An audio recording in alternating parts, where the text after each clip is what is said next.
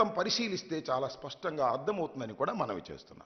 Yes, ఇవాళ జగన్మోహన్ రెడ్డి గారు భీమిల్లో బహిరంగ సభ పెట్టారు.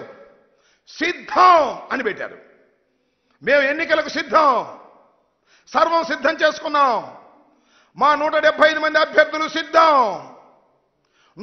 25 మంది పార్లమెంటు సభ్యులు సిద్ధం, మేము సిద్ధంగా ఉన్నాము, ప్రజలకు మేలు చేశాము, రాబోయే ఎన్నికలకు అడుగులు వేస్తున్నాము, మేము సిద్ధంగా ఉన్నాము అని చెబుతుంటే చంద్రబాబు నాయుడు గారు అంటున్నాడు సిద్ధమని. చంద్రబాబు నాయుడు గారే కాదు, ఆయన ఎవరు, పవన్ కళ్యాణ్ గారు, ఆయన కూడా సిద్ధం అంటున్నాడు. దేనికయ్యా సిద్ధం? మీరు నాకు అర్థం కాలేదు.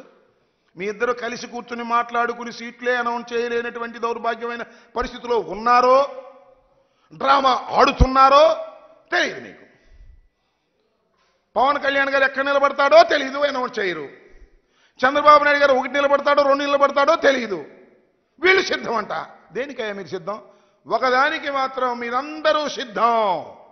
ఎన్నికలు అయిపోయిన తర్వాత తట్ట బొట్ట సర్దుకొని హైదరాబాదు నివాసానికి చేరడానికి అందరూ సిద్ధంగా ఉన్నారు.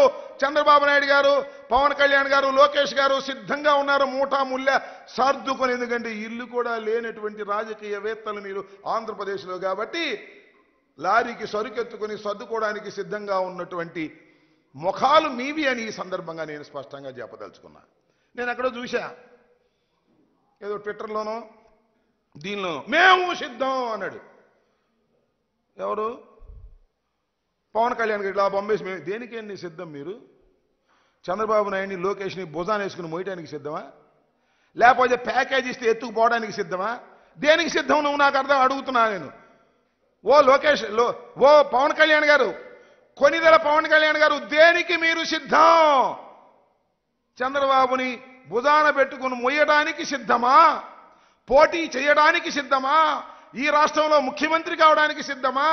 అసలు దేనికి మీరు సిద్ధమో తెలియనటువంటి అగమ్య గోచరంలో ఉండి జగన్మోహన్ రెడ్డి గారు సిద్ధం అన్నారు. మేము సిద్ధం అంటున్నారు. సిద్ధం అనకపోతే జనం కొడతారు కాబట్టి, తిడతారు కాబట్టి సిద్ధం అంటున్నారు తప్ప మీకు సిద్ధం ఎక్కడుంది?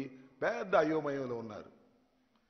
మళ్ళా మీరు ఓడిపోతామనే భయంతో ప్రయాణం చేస్తున్నటువంటి విషయం చాలా స్పష్టంగా అర్థమవుతుందని కూడా ఈ సందర్భంగా నేను మనవి చేస్తున్నా.